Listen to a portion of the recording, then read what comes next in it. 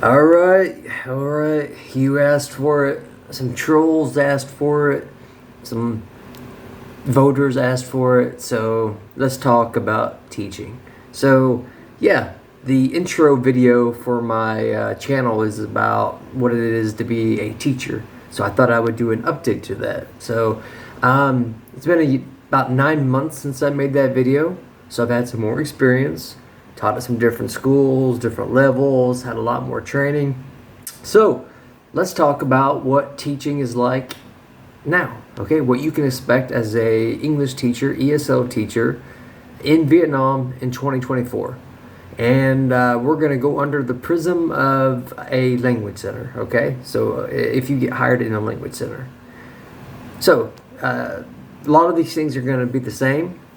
Of course, I'm just going to talk about some of the additional things that I didn't mention in that first video. Okay, so first off, if you're, you can either be hired full-time. I'm going to start with the basics. Let's give it to you all, okay? You could be full-time, you could be part-time. Full-time teachers will teach anything from 22 hours to 26 hours. Some schools have been dropping down on their hours, so making it less punishing for teachers. Now, teaching hours, okay, when I say 22 or 26 teaching hours, that means hours actually in the classroom. Now, that was so misleading when I first heard it. You hear that, right? Especially if you're an American, because you think, wow, I work 40-hour, 50-hour work weeks and all that. 20 hours a week, that sounds great. But no, it's not like that. So, one of the things that you have to do that I've recently started to do, and that a lot of schools might have you do, if it's a good school, is you're going to prepare a PowerPoint presentation for every single class. So you're going to need to have so usually there'll be a template, okay? So there'll be different levels of the classes. You'll have small classes, you'll have intermediate, then you'll have advanced levels, depending on what you specialize in, what your training is, even up to IELTS and stuff like that. So usually there'll be a template, a format of like what your PowerPoint should be based off what kind of lesson you're teaching. So let's do generally classroom ages 8 to 10. Maybe we're on that skill level, okay? So grade 3, grade 4, something like that. It's usually going to have 3 different kinds of PowerPoints, 3 different kinds of lessons. You're going to have let's learn more, reading, focused, generally like that. So you'll have a template of how your PowerPoints get, and you can reuse this, just update the information. Does that make sense? So for example, say that you're doing a lesson about my house. Part of it will be teaching the vocab. Part of that might have prepositions, like being in the house, being next to the house. Part of that will be asking who's in the house. And, there'll be, different aims with that lesson. Now, the next lesson will build upon that. It'll be about my house, but it might be more focused on reading. And it'll have reading activities and challenges and things for the students, etc. So you will have different PowerPoints. Once you've done maybe 10 of them, you can just save the base format and then you could just update it. So you'll have, and a snipping tool is going to be your best friend.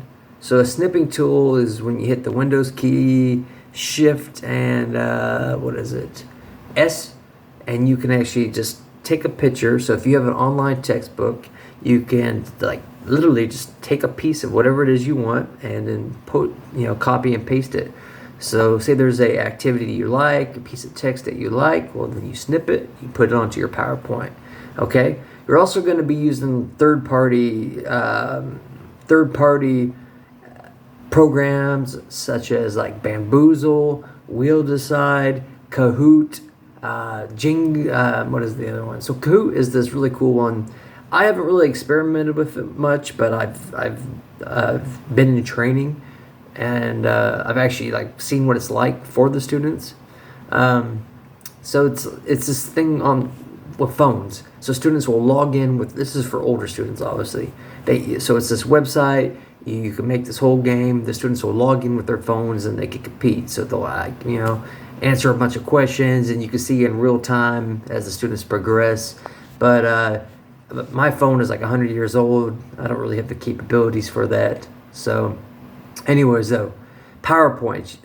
So what has changed now is, back when I first started teaching, the schools that we're at would have pre-made lessons for you.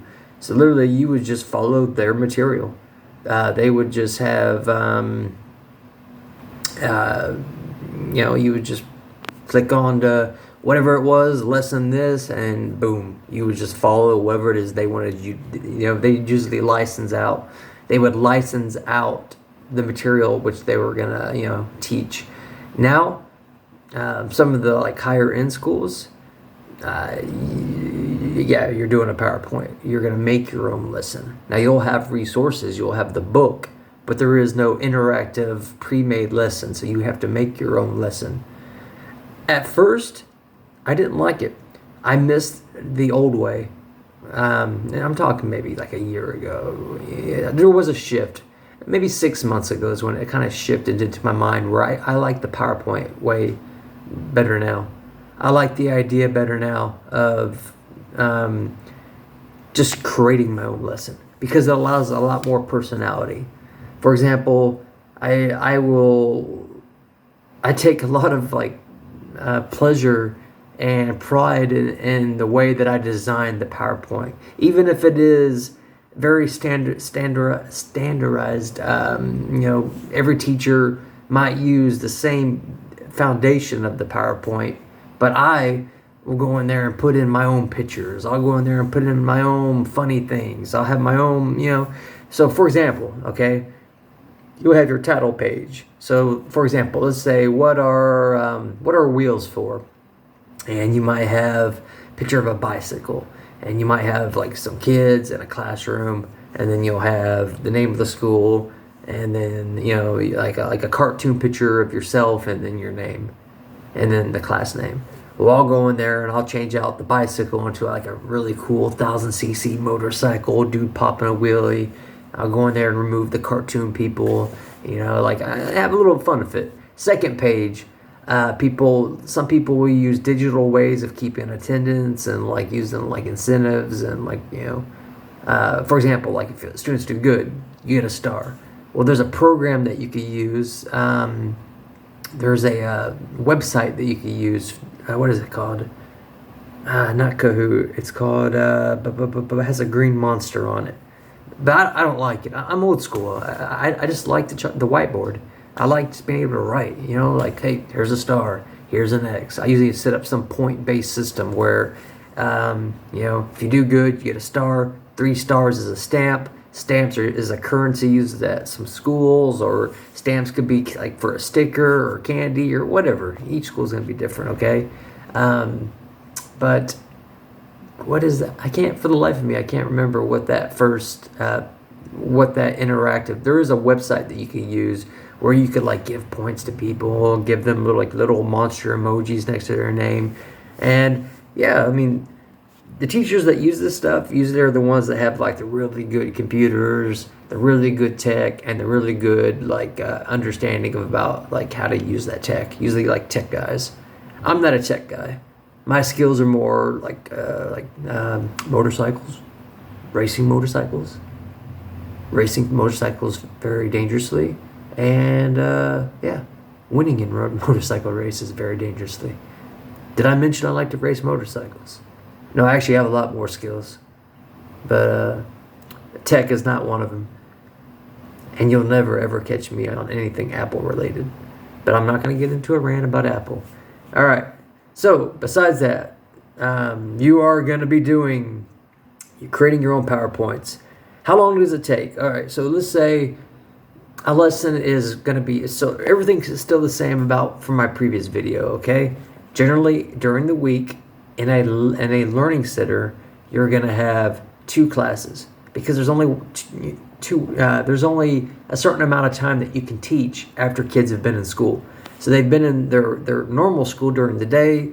After that, they go to their language center after, so they can't take 10 classes obviously during the weekdays. Now during the weekends, they could go from 7:30 in the morning till 9:30 at night.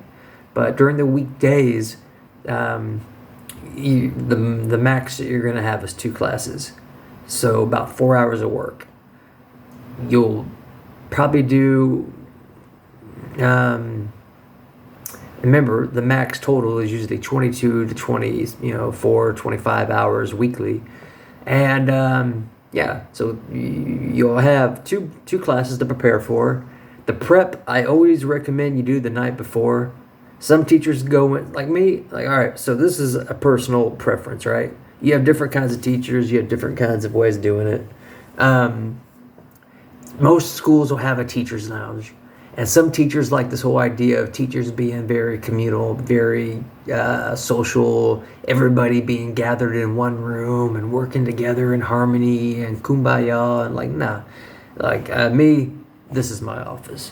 I prefer to prepare my lessons and the comfort and the familiar, somewhere where I'm not distracted, somewhere where I can actually, just be left alone to think, concentrate, and I have control over the AC or the heat or the fan, or I have control over if I want to listen to music. I have control if I want to sit there in, shorts. So I do my preparation at night. Other teachers though, depending on, if you have to go into the center, and sit there, you'll just sit there and, prepare your lessons maybe a couple hours beforehand. But if you want my advice, if you're in a situation like me, there's no better feeling than getting your work done the night before. So prepping everything. Have your 2 PowerPoints made, assuming that you have 2 classes, okay?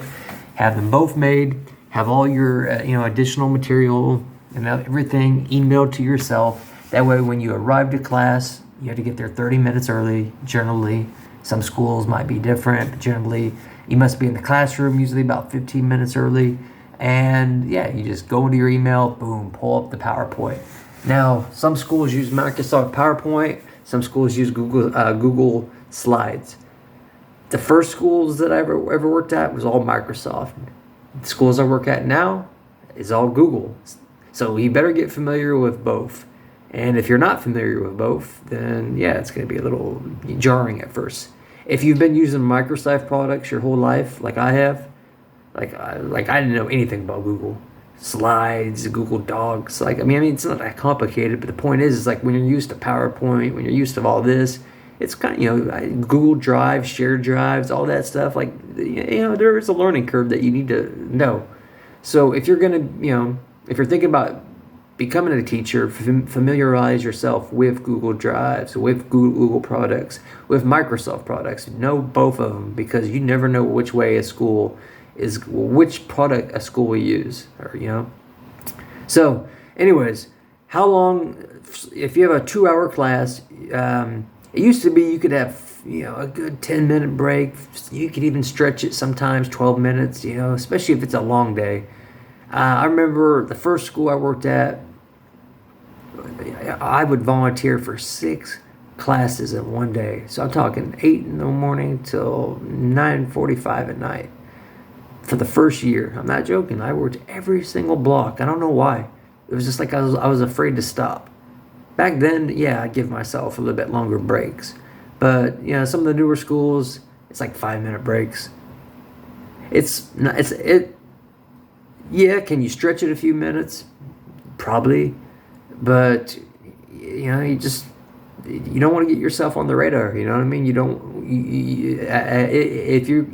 If you are sticking out, you're going to get called out. So it's best just to follow the rules. Be invisible, do your work, go in, go out, stay away from the drama, stay away from any, and just do your best. All right. I've been teaching now for 3 years here in Vietnam, and the best advice that I could personally give you that works for me is to minimize as much contact as you can with work, meaning that like treat work like how Americans treat work. And if you're not American, you're not going to understand this. But for us Americans, work is like something we do and then we're out. We don't take it home with us. We don't think about it. We don't care about it. Like, I mean, even if we love it, even if you love what you do, like we value our free time. We value our personal life. We don't live to work, all right? You just work to be able to live, right? So your life doesn't revolve around the office. Keep that mentality, because people are people, even on the far side of the world. Like, you could get yourself caught up in some gossip, some drama, some people hating this, and always avoid workplace romances. Now, luckily, I'm an old man, so those days are long and gone for me. But yeah, I see a lot of these young cats. Usually it'll be a foreign teacher, Vietnamese staff that will, and hey, this applies for military, this applies for schools, this applies for any job. Like, don't date, don't fool around where you work. Also, don't give out your private life. Don't give out too much information about your private life. And I might seem a little I might be what's the word? Paradoxical, I guess, for a YouTuber to say that. But the things I say are very, broad statements. So it's not like I'm sitting here talking about like, oh, this is my blood pressure and my heart rate and this is my detailed bank account information. Like, no, I'm just giving you guys some life advice. So yeah, PowerPoints, that is the new way of how it's done. And for a 2-hour class, a PowerPoint should generally have maybe somewhere from, 20 to 25 slides, depending on what you're teaching, okay? Now, you're going to have to integrate and use your book with the PowerPoint. So, for example, you might use aspects of the PowerPoint, but you might tell the students, okay, pull out your book, turn to this page. That way that they can reference the book, and maybe you'll have some kind of game or some kind of activity or some reason for them to look at the TV or the computer screen. So, yeah. So a lot has changed from how teaching has been for me from the first half of being here to the second half. Now, there still is schools. There was this one school that I visited, I'll just say, and they were still doing the old school way. The old school way of like, hey, they give you everything, you teach what they tell you, and you don't really need to think, you just follow. I used to think that was good, but it didn't make you a better teacher. Now that I've had years of being pushed and taught and mentored, I realize the benefits of, also be prepared for training. So if you have a good academic manager, if you have a good manager of any sorts, I don't know, whatever title, you usually have some kind of weekly training. If everything's running smoothly, you'll have a good training. And those trainings will be everything from, speaking to writing to classroom management to this or that. If you're maybe IELTS is getting really big. That is the big money maker, and all around the world, people need to get IELTS. Need to get their English certification to be able to work or study abroad. So it's a very big money maker. So either learning how to be somebody who can administer that test, be a school that is certified to administer that test, or you having the knowledge to teach the kids to take the test. So there's a lot of different elements about what you might be doing. So just, yeah. This teaching thing there's so much you could be doing. Or you could just be teaching a bunch of little kids and doing ABCs. Me personally, that's the ones I don't really enjoy. I'm talking like the very, very basics when you're just babysitting, it feels like. A lot of people like that, though. A lot of people like that. It just depends on, do you like that hands-on approach, chaos? Me, no, I like a more structured. I like to be able to, talk about Batman, of course, and all that fun stuff. But anyways, trying to think of anything else that I could give that's different. Some good advice for any future teachers. So all right. Let's just wrap it up because I got to go for a motorcycle ride. I mean, look at this gray sky. How can I not go ride? So familiarize yourself with Google products, Microsoft products. Know how to make lessons on with PowerPoints. That is, be sure you know how to use snipping tools. Be sure you know how to use apps like Bamboozle, Kahoot. There's a bunch of other different ones that you can use. Wheel Decide. There's this thing called Typhoon that you could play. There's you can use Jenga, like Jenga towers, and make a whole bunch of vocab games based off of that, or English lessons based off of that. But the rule of thumb, which I've been taught by my mentor, is that every 10 minutes in a lesson there should be some activity. So every 10 minutes, so if you have a 2-hour lesson, every 10 minutes on average you should be doing some kind of activity, game, something that is not just sitting there. Now that's not as easy as it sounds. That can be challenging. But once you've started to do this for a while, you can kind of reuse the same ideas if the ideas are working. Now, if it's the same class, you want to obviously change it up, or else the students will get bored. Another part is you need to be very, very... Some of the challenges you're going to face is students speaking in Vietnamese. Students, when they team up, you'll have stronger students that will answer for the weaker students. And you will have to learn tricks like how you seat students, like the seating arrangement. That's one way that you could really control who answers who. Just have your own different, you'll learn. There's only so much I could give you advice on. Like, teaching is just an experience that you just go at it, and you're gonna think that you're horrible at first. You're gonna stumble. You're gonna trip. You're gonna make mistakes. But it's all about the passion. If you have the passion, if you just keep trying, if the students know that you care, that goes a long way. Even if you're not the best at an academic standpoint, in the sense of like you might have a lot of what do I do? I need to reference my notes, or you'll get there. You'll get there, okay? So don't be discouraged. Don't feel like you have to be some tenured Harvard professor to be a English teacher. Now, obviously, the higher levels you go, then you're gonna need to step your game up. So, I hope some of this information is helpful. I kind of just, talk off my wrist, but yeah, I got a motorcycle ride to go on. So if you have any questions about what teaching is like, any more advice, anything else that I could do to try to help you guys, 3 years of doing it, I've seen it all, done it all, and I hope to expand my portfolio to some upper levels. I hope to start getting into the IELTS game, like high level. I'd like to be certified as a examiner, somebody who can actually administer the test instead of just teaching students how to take it. I mean, that's where some money's at. So, but we'll see. We'll see. Anyways, motorcycle time. Bye.